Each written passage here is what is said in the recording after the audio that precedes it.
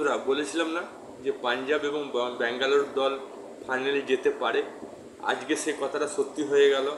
পাঞ্জাব এবং ব্যাঙ্গালোর দুটোই দল ফাইনালে উপযুক্ত অর্জন লাভ করলো এবং আইপিএলের এই প্রথমবার হয়তো জয়লাভ করবে যে কোনো একটা দল এবং চ্যাম্পিয়ন হবে।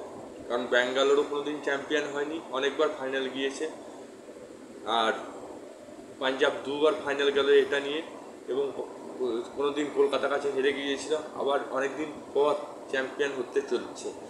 এবার দ্বিতীয় কথা হচ্ছে শ্রেয়াস আইয়ার কলকাতার দলকে একটা কাপ জয়লাভ করে দিয়েছে, হ্যাঁ, কেকেআরকে একবার চ্যাম্পিয়ন করেছে, এবার আবার একটা সুযোগ পেয়েছে পাঞ্জাবকে চ্যাম্পিয়ন করার জন্য।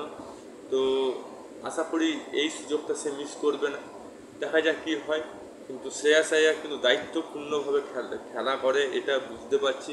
একজন ভালো ব্যাটসম্যান, সেটা কালকের ম্যাচে আবার সে প্রমাণ করে দিল সে একজন ভালো ব্যাটসম্যান এবং দায়িত্বপূর্ণ ব্যাটসম্যান, দায়িত্ব নিয়ে ম্যাচটা জয়লাভ করেছে। এবং তার খেলাগুলো শটগুলো দেখছিলাম, খুব সুন্দরভাবে পাঞ্চিং করছিল, বিশেষ করে পুল শট কাট শটগুলো খুব সুন্দর মারছিল। লেগ কাট যেটা, হ্যাঁ, যেটা বসে শাট করে স্লিপের মাঝখানে যে চারটা বের করেছে, দারুণ অনবদ্য, মানে কৌশল খুব সুন্দর আছে খেলার কৌশলটা, এবং এই কৌশলটা যদি ফাইনাল ম্যাচে কাজে লাগাতে পারে তো খুবই সুন্দর। অন্যদিকে ব্যাঙ্গালোর টিমকে হালকাভাবে নেওয়া যাবে না, তার কাছে তাবড় ব্যাটসম্যান আছে, তার মধ্যে বিরাট কোহলি হচ্ছে one of the danger batsman, আর অনেক ব্যাটসম্যানই আছে ব্যাঙ্গালোরে।